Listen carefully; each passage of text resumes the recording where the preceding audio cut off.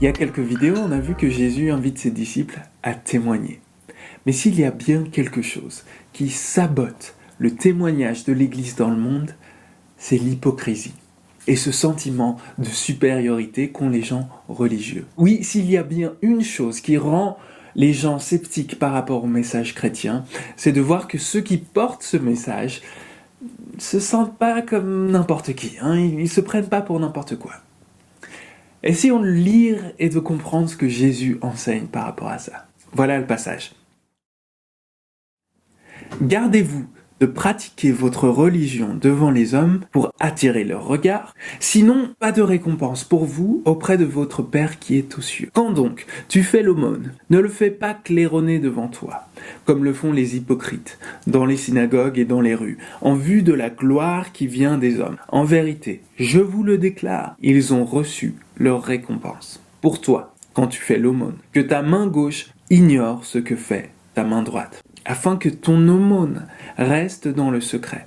Et ton Père, qui voit dans le secret, te le rendra. Et quand vous priez, ne soyez pas comme les hypocrites qui aiment faire leurs prières debout, dans les synagogues et dans les carrefours, afin d'être vus des hommes. En vérité, je vous le déclare, ils ont reçu leur récompense. Pour toi, quand tu veux prier, entre dans ta chambre la plus retirée, verrouille ta porte et adresse ta prière à ton Dieu, qui est là, dans le secret.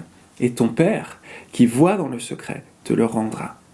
Quand vous priez, ne rabâchez pas comme les païens. Ils s'imaginent qu'à force de paroles, ils se feront exaucer. Ne leur ressemblez pas, car votre Père sait ce dont vous avez besoin avant que vous le lui demandiez. Ici, Jésus nous décrit des situations de notre vie religieuse qu'on connaît bien. Par exemple, tu es en train de prier et dans ta tête et dans ton cœur, tu es en train de te poser la question: est-ce que les gens sont impressionnés par moi en ce moment? Ou alors tu es en train de faire un don, tu fais un don de charité, et dans ton cœur, tu es vraiment impressionné par toi-même en ce moment, et tu n'es pas peu fier.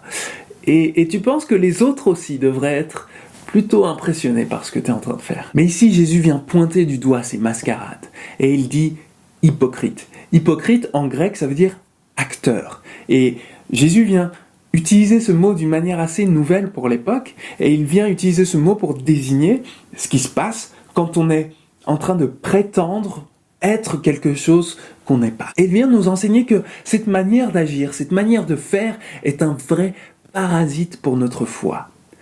Il nous montre que, en fait, si on prétend être à la recherche de Dieu, ce qu'on est vraiment en train de faire, c'est être à la recherche de la reconnaissance des humains qui nous entourent. Et Jésus nous apprend que Dieu refuse d'être complice de ça.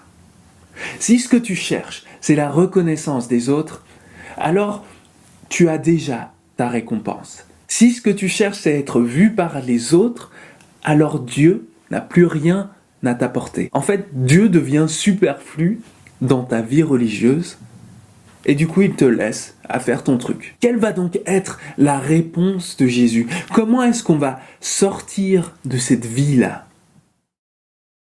Jésus reconnaît le besoin fondamental d'être vu et reconnu.